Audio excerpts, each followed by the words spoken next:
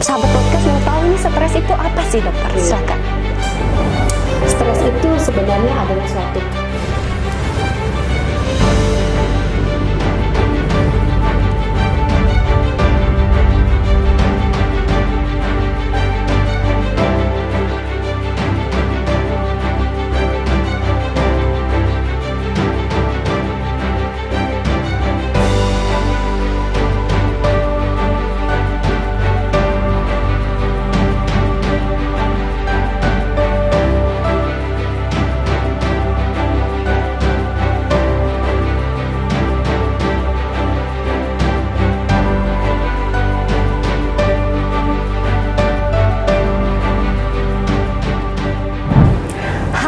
Selamat pagi sahabat podcast, sehat bersama Rumah Sakit Akagani. Dengan kami Leda CKM Kohatanita, tentunya senang sekali pada hari ini berkesempatan telah hadir salah satu dokter spesialis jiwa Rumah Sakit Akagani, yaitu Dokter Ekanita Mevita SPKJ. Assalamualaikum dokter.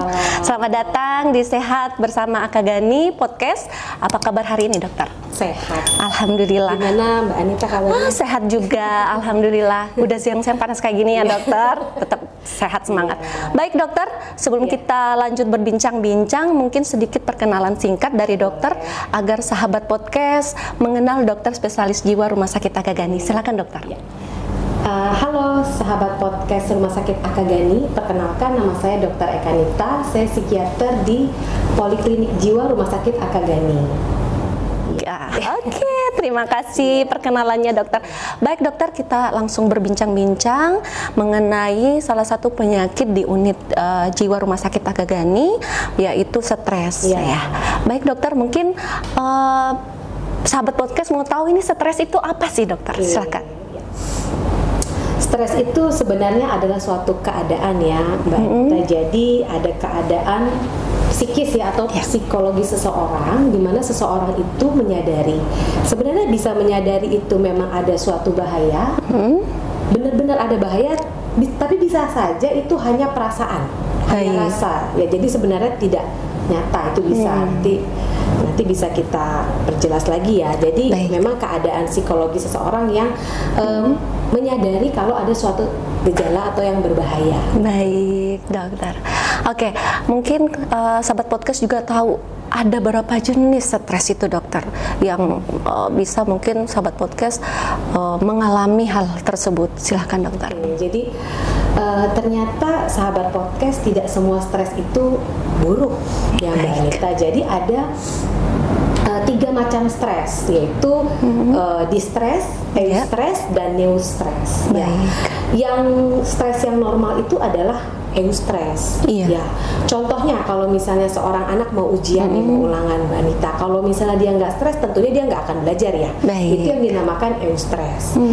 Kalau distress itu adalah stres yang tidak normal, artinya itu yang membuat seseorang merasa tertekan, atau merasa dirinya itu menjadi cemas, atau bahkan nanti berakhir dengan gejala depresi. Yang ketiga itu neustres. Neustres itu ada di antara eustress dan distress, jadi tidak menyebabkan apapun bagi seseorang tersebut. Jadi kalau misalnya dia mau ulangan ya jadinya nggak belajar juga, dan juga nggak terlalu kepikiran atau nggak terlalu stres atau distress. Demikian. Baik. Mungkin bisa dijelaskan dokter, penyebab stres ini apa ya dokter? Oke. Kalau dibilang penyebab itu tentunya kita harus berbicara masalah dalam dan luar. Dalam itu dia genetik. Ya, jadi genetik, secara genetik atau keturunan. Kalau ada orang tuanya yang memang mudah stres, atau mungkin kakek neneknya juga ya dulunya mudah cemas atau stres gitu ya, pastinya juga akan secara genetik menurun. Itu pertama di dalam. Yang kedua di luar, tentunya faktor pola asuh dan lingkungan. Pola asuh bisa mempengaruhi seseorang mudah stres atau tidak, seperti itu. Dan juga lingkungan. Lingkungan tuh banyak. Misalnya dia masih anak-anak, mungkin di lingkungan sekolah, lingkungan keluarga, di pekerjaan, di kantor atau di usaha, kemudian masalah-masalah lain, misalnya ekonomi, sosial gitu ya, bahkan masalah-masalah yang ada kaitannya dengan budaya dan keagamaan. Itu bisa menjadi penyebabnya Mbak Anita. Baik, mungkin sahabat podcast mau tahu nih gejala umum tentang seseorang itu mengalami stres gitu, dokter? Silakan. Baik. Jadi kalau kita mau tahu seseorang itu mengalami stres atau tidak, kita bisa lihat dari perubahannya. Baik. Perubahan yang ada itu dimulai dari perubahan pikiran, perubahan perasaan, dan perubahan tingkah laku. Pikiran itu kalau seseorang stres itu biasanya dia mudah sekali tidak fokus. Baik. Jadi konsentrasinya menurun, atensinya menurun, ya, fokusnya menurun. Jadi kalau kita lihat atau kita panggil seseorang itu dia tidak mendengar atau tidak fokus, bisa jadi dia sedang dalam kondisi stres. Iya, baik. Kemudian dia mudah lupa. Oke, jadi kalau kita sedang stres itu biasanya kan karena tidak fokus ya kita gampang lupa. Misalnya Lupa jadinya, dokter, ya? Misalnya kita lupa menaruh sesuatu barang. Bukan pikun ya, dok? Bukan, beda. Jadi pikun itu memang lupa, tetapi kalau kita itu sedang stres biasanya kita mudah lupa. Baik. Karena kita tidak cenderung tidak fokus gitu ya. Misalnya kita menaruh kunci mobil karena kita sedang stres, pikiran kita nggak ke situ gitu, nggak ke kunci mobil. Akhirnya kita tadi lupa di mana ya meletakkan kunci mobil. Baik, dokter. Itu ya, itu secara psikis ya, itu secara kognitif itu mudah lupa, kemudian tidak fokus, kemudian juga perasaan cemas. Perasaan cemas ya. Jadi perasaan cemas itu khawatir yang berlebihan gitu. Kemudian perubahannya juga di fisik juga ada, Mbak Anita. Jadi stres itu membuat jantung iramanya jadi lebih cepat, gitu. jadi jantung berdebar, kemudian sakit ya, pusing kayak sakit kepala atau mudah keliengan. Bisa juga perutnya itu ada keluhan di daerah perut, jadi kayak nyeri ulu hati, rasa kembung. Itu bisa gejala awal dari stres. Jadi tidak semuanya gejala fisik itu adalah sebenarnya gejala fisik yang nyata atau umum, bisa jadi gejala awal dari stres gitu. Baik, ya. Dokter, mungkin ini pertanyaan nih, sahabat podcast ini pasti pengen tahu ini cara mengatasi atau menghilangkan stres ini gimana, dokter ya? Oke, jadi kalau menghilangkan stres itu kita harus tahu dulu penyebabnya apa. Kalau misalnya memang ada secara genetik di dalam keluarga, kita perhatikan, oh orang tuanya misalnya ibunya atau ayahnya atau keduanya juga ternyata mudah sekali stres atau kepikiran. Kalau kita tuh mudah panik, mudah cemas seperti itu ya, kita harus kenali.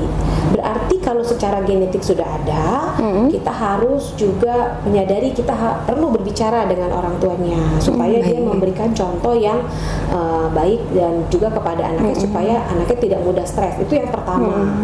Kemudian kalau misalnya memang lingkungannya penuh dengan tekanan, pastinya kita perlu turunkan tekanan itu. Misalnya dalam keluarga, seorang anak misalnya dituntut untuk mempunyai nilai yang tinggi, padahal anak ini kemungkinannya dengan kemampuannya, dengan IQ-nya, dengan EQ-nya yang ada, dia tidak mampu, atau mungkin mampu tapi karena tertekan, stres, dia jadi tidak mampu. Itu juga ya yang perlu kita pahami dulu nih sebenarnya.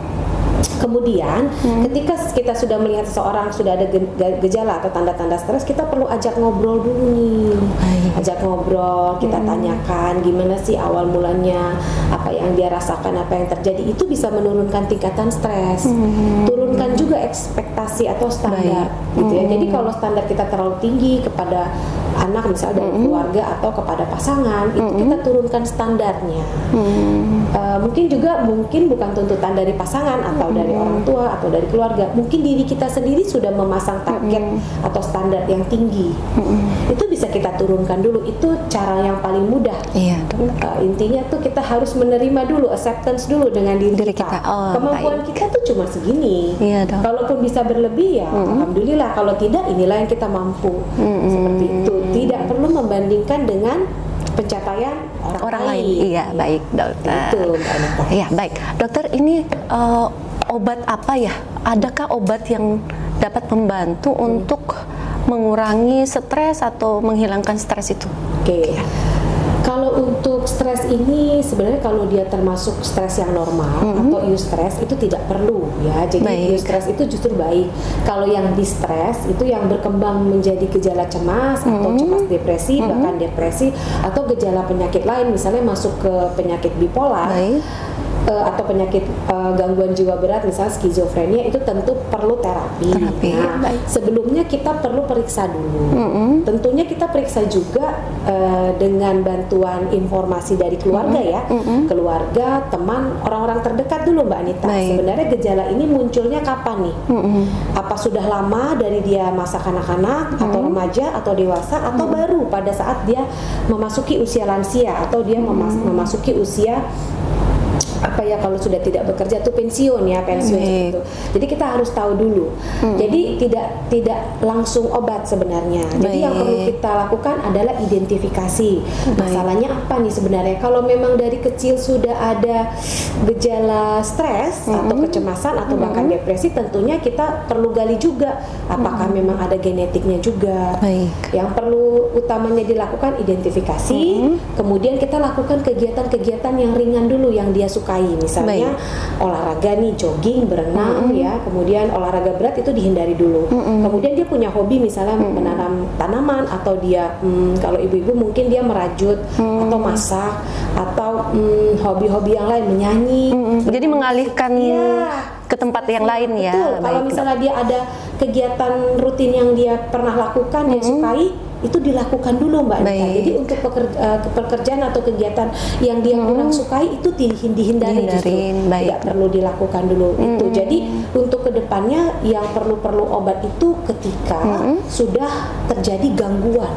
Jadi kalau baru gejala kita tidak perlu obat. Tapi kalau sudah gangguan itu ada gangguan pada aktivitas sehari-hari. Misalnya dia yang tadinya mungkin mandi jadi nggak mandi. Kebersihan diri sudah terganggu. Makan 3 kali sehari udah nggak mau makan, nggak mau keluar dari rumah. Jadi hubungan dengan orang lain juga dalam rumah dia sudah membatasi, sudah terganggu. Kemudian tidak lagi misalnya kuliah atau sekolah, tidak lagi bekerja Mbak Anita, itu berarti sudah gangguan. Itu yang perlu terapi obat. Tentunya perlu periksa dulu nih ke jiwa. Baik dokter, mungkin ini soal tadi sudah kita bahas soal obat. Apakah ada dampak stres ini bila berkepanjangan gitu, dia stresnya itu dibawa, tidak dialihkan ke tempat yang lain, dia malah stres itu malah dia gimana ya dok? Dia tetap dengan keadaan seperti itu. Iya. Ya seperti sahabat podcast tahu dulu sementara ini. Kita mempunyai kapasitas mental yang berbeda-beda, Mbak Anita. Misalnya ada seseorang yang punya bekal, jadi sejak kita dalam masa kandungan, kita sudah tahu kapasitas mental kita itu seberapa besar. Jadi waktu ibu kita mengandung kita, ini bukan nyalahin ibu ya. Kalau ibu itu sering cemas, gelisah, sering berantem nih, bertengkar sama suaminya atau sama anggota keluarga lain, itu mempengaruhi psikisnya. Tentunya itu akan mempengaruhi psikis janin, kondisi fisik janin juga ke depannya. Jadi kapasitas mental itu sudah terbentuk saat dalam kandungan. Misalnya kapasitas mental kita segini, segini ya besarnya. Kemudian kita punya masalah mental segini. Tentunya kita tidak akan mampu mengatasi masalah kita. Tapi kalau kita punya masalah mental seperti ini, kita punya kapasitas mental kita yang besar, tentunya kita mampu. Dan kita dilahirkan dengan kapasitas mental yang berbeda-beda. Gitu. Jadi kalau misalnya bagaimana cara kita supaya memperbesar kapasitas mental kita? Tentunya kita harus menghadapi berbagai masalah. Seperti Mbak Anita tahu, anak-anak zaman sekarang kalau dapat masalah gimana? Iya betul, sulit mengatasinya. Iya, terbiasa orang tuanya mempermudah, memberikan fasilitas atau, supaya anak saya nggak susah, kan dulu saya udah susah nih. Jadi sekarang itu fasilitasnya dilengkapin semua nih. Jadi waktu dia ketemu di dunia luar, dia tidak terbiasa. Jadi dia punya kapasitas mentalnya itu nggak berkembang, Mbak Anita. Segini-segini aja. Jadi penting kapasitas mental itu sejak dia lahir gitu ya, kita memberikan kapasitas mental. Caranya gimana? Itu sejak masa kandungan, kemudian dia lahir balita, bayi balita, kemudian anak-anak remaja, dewasa, itu perlu kapasitas yang sesuai dengan stepnya. Jadi ada step-stepnya itu, ada kapasitas mentalnya. Seperti itu Mbak Anita. Baik, dokter, ini saya penasaran nih, adakah stres ini dapat menimbulkan penyakit yang lain, dokter? Gitu. Stres Stres bisa menimbulkan penyakit fisik, contohnya darah tinggi, kemudian serangan jantung, stroke, bahkan diabetes. Gitu. Ya, sebenarnya penyakit-penyakit ini juga timbal balik ya. Baik. Misalnya kita punya penyakit fisik, ya sebelumnya mungkin tidak ada keluhan secara psikis ya stres, tapi kita punya darah tinggi, kemudian punya juga penyakit riwayat jantung. Kalau punya penyakit darah tinggi atau riwayat jantung, biasanya ada gangguan tidur, sulit tidur, itu juga yang membuat seseorang itu menjadi stres. Kalau kita nggak tidur-tidur, lama-lama stres juga, Mbak. Kemudian penyakit diabetes. Penyakit diabetes ini secara tidak langsung penyakitnya sendiri itu menyebabkan gangguan juga pada suasana perasaan pasien. Selain juga stigma ya, kalau di masyarakat kan penyakit diabetes itu penyakit yang sangat dihindari ya. Iya, betul. Zaman sekarang penyakit darah tinggi, penyakit misal pernah ada riwayat jantung, stroke maupun diabetes itu adalah penyakit yang sebenarnya untuk tahap awal sekarang ini tidak perlu langsung obat. Dia harus merubah gaya hidup seperti olahraga. Kalau memang sudah olahraga, merubah gaya hidup, misalnya pola makan, tetap saja tidak bisa artinya ada pengaruh dari stresnya juga gitu. Jadi sebenarnya bisa menyebabkan penyakit fisik itu muncul. Paling sering adalah penyakit karena akibatnya dia karena tidak teratur tidurnya, mengolah kehidupannya gitu. Jadi timbullah penyakit-penyakit yang lain. Baik, ini sekarang kan kita bekerja ya dokter, di dunia kerja ya. Adakah batasan untuk mencegah stres dalam dunia kerja ini yang sehubungan dengan lingkungan keluarga kita? Jadi cara mencegahnya gimana itu dokter? Sebenarnya untuk mencegah itu kita kan perlu tahu ya, misalnya kita punya atasan, kita punya juga teman satu rekan kerja lah ya, satu level di atasnya, kemudian mungkin kita juga punya bawahan. Pada beberapa orang selalu saya bilang, kalau kamu terbiasa dulunya mungkin dari kecil mendapatkan nilai yang bagus, keberhasilan, SD, SMP, SMA, bahkan kuliah tidak pernah mengalami suatu hambatan, kendala atau tantangan, itu biasanya sulit memasuki dunia kerja. Jadi misalnya punya atasan yang strict ya, yang keras, dia pasti nggak suka tuh sama atasannya, bisa dia berhenti dari pekerjaannya, menolak dia menolak. Baik. Akan tetapi tipsnya di sini kita harus bilang sama diri kita itu, selamat datang masalah, kenapa tidak? Welcome problem ya. Jadi kita harus tantang diri kita dengan segala macam problem, masalah.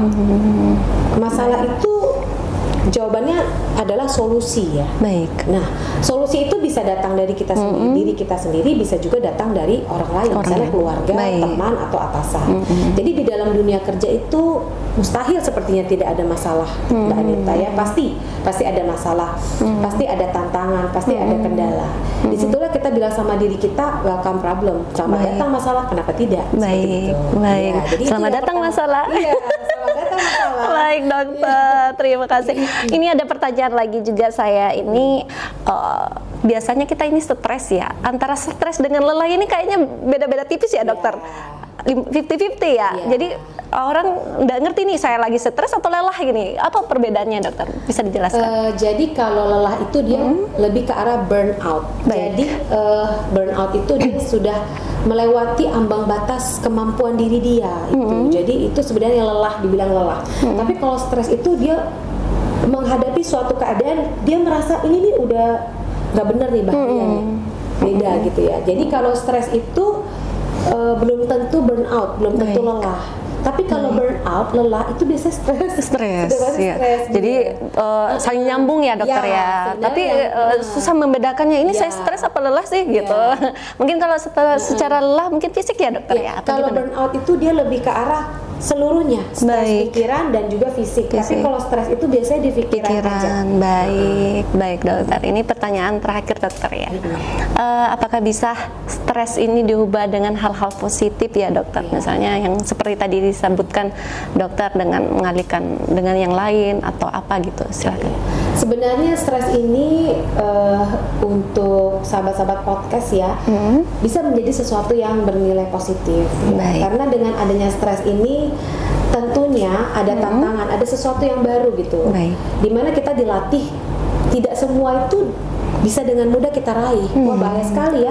Anak-anak zaman sekarang kalau kita lihat dia scroll HP apapun bisa datang ya, seperti misalnya GrabFood, GoFood gitu ya. Sekali pencet aja. Kalau dulu kan kita kalau mau pesan makanan kan nggak bisa instan gitu ya. Jadi mulai sekarang ini memang harus dibiasakan dengan stres, tapi tentunya stres yang normal, yang stres. Jadi jangan sampai stres itu berkepanjangan, menetap sampai akhirnya menjadi kecemasan atau depresi. Jadi untuk itu sahabat-sahabat podcast harus bisa menilai fungsi diri dulu nih, Mbak Anita, sejauh mana ini kapasitas dirinya. Kemungkinan sahabat-sahabat podcast itu sudah mengenali dirinya, bagaimana pola asuh orang tuanya, kalau selama ini memang semuanya itu diberikan secara instan, atau langsung mulai sekarang mandiri, itu dulu harus mandiri semua. Saya pasti bisa mengerjakan itu, dimulai itu dulu untuk mengatasinya. Kemudian ketika ada masalah, kita identifikasi dulu nih, masalahnya ini A, B, C. Kita bisa tanya diri kita, pernah nggak kita mengalami masalah yang serupa? Itu dulu. Kalau tidak pernah, kita tanya dengan teman atau keluarga, pernah nggak mereka mengalami? Kita bisa belajar dari pengalaman mereka, atau kita menyempurnakan. Oh, kemarin kekurangannya ketika mereka menyelesaikan dengan solusi yang mereka punya, kekurangannya ini. Efek samping atau kekurangannya yang ada adalah ini. Jadi kita bisa, misalnya seseorang menemukan suatu masalah, bukannya selesai itu masalah, justru timbul masalah yang baru gitu. Biasanya kalau orang bilang itu sudah jatuh ketimpa tangga. Nah, itu awalnya stres itu dimulai dari situ. Kalau yang banyak sekarang ini itu stres itu dia larinya ke game online, kemudian judi online, kemudian ke pinjol. Gitu. Jadi negatif ya dokter? Negatif. Nah, itu hal yang negatif. Kalau Mbak Anita saran yang positif, misalnya dia ke olahraga, hal-hal yang dia sukai. Biasanya kalau orang stres itu dia nggak mau Mbak Anita melakukan hal-hal yang dulu dia sukai. Misalnya dulu dia suka bongkar pasang motor nih. Sekarang ketika dia stres dia tidak mau. Dia mengurung diri di kamar, menarik diri. Gitu. Jadi kalau misalnya dia dulunya suka memasak, dia akan memasak. Kemudian dia suka melukis atau bernyanyi, dia akan suka melukis atau bernyanyi. Jadi hal-hal positif itu yang bisa menghilangkan stres kita. Contohnya yang paling mudah kalau ibu rumah tangga itu beres-beres. Terus memasak. Iya, betul. Jadi hilang hal stresnya, positif ya. Kalau hal yang negatif itu tadi game online, akhirnya dia judi online, kemudian berakhir di pinjol. Itu kan nggak selesai masalahnya. Betul, tambah stres ya dokter. Iya, tambah pusing, tambah stres. Baik. Terakhir mungkin sahabat podcast pengen gimana cara mengatasi tips dari saran dokter bagaimana bisa mengatasi stres, sahabat podcast yang lagi berjuang untuk melawan stres, mungkin bisa saran dokter, silahkan. Baik. Untuk sahabat podcast dimanapun berada, saya akan memberikan saran. Awalnya untuk kita sahabat podcast yang mengalami gejala stres ya, baru gejala, kita identifikasi dulu kalau memang ini stresnya adalah stres yang normal atau eustress.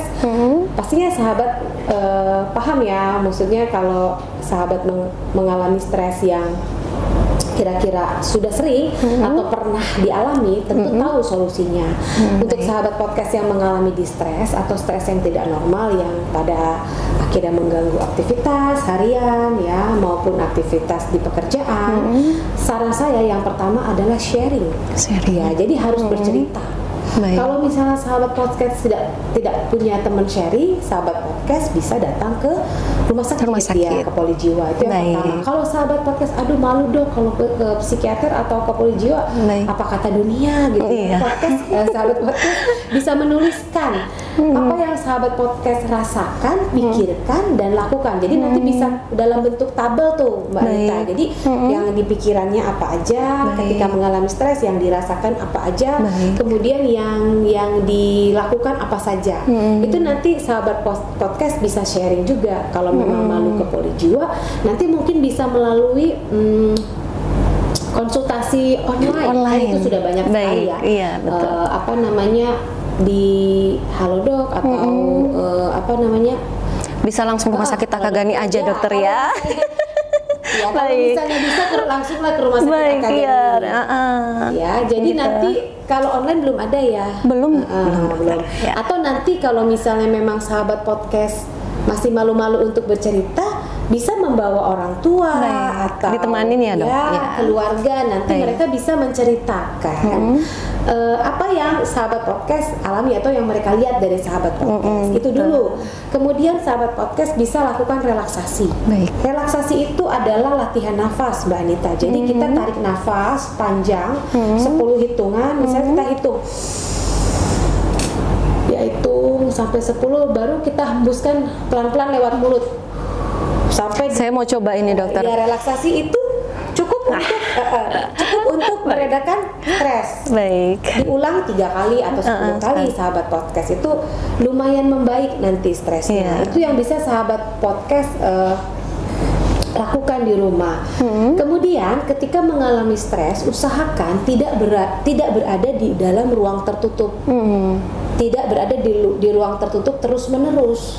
Jadi misalnya di kamar gitu tidak dianjurkan. Jadi misalnya sering-sering berada di ruang tamu, ruang keluarga, sering-sering berada di dapur di mana ada orang yang bisa menimbulkan suara bising, suara-suara seperti itu. Karena kalau sahabat podcast berada di tempat yang hening, misalnya kamar atau ke toilet gitu ya, kamar mandi, itu akan memicu stres yang berkepanjangan. Akhirnya stres yang berkepanjangan itu seakan-akan sahabat podcast bisa seperti bicara dengan diri sendiri, lama-lama berfantasi atau berhayal. Itu yang sering sahabat bilang halusinasi. Seperti itu. Kemudian ketika itu sudah dilakukan namun tidak kunjung membaik, sahabat podcast bisa lakukan kegiatan yang sahabat podcast sering lakukan. Misalnya hobi yang tadi saya sebutkan, menyanyi, menggambar, atau melukis, atau memasak seperti itu. Tidak juga membaik, apa boleh buat, sahabat podcast mau tidak mau harus ke Poli Jiwa. Kita buka terus nih tiap hari sahabat podcast Poli Jiwa Akagani, Senin sampai Jumat. Oke, baik sahabat. Dan bisa pakai BPJS.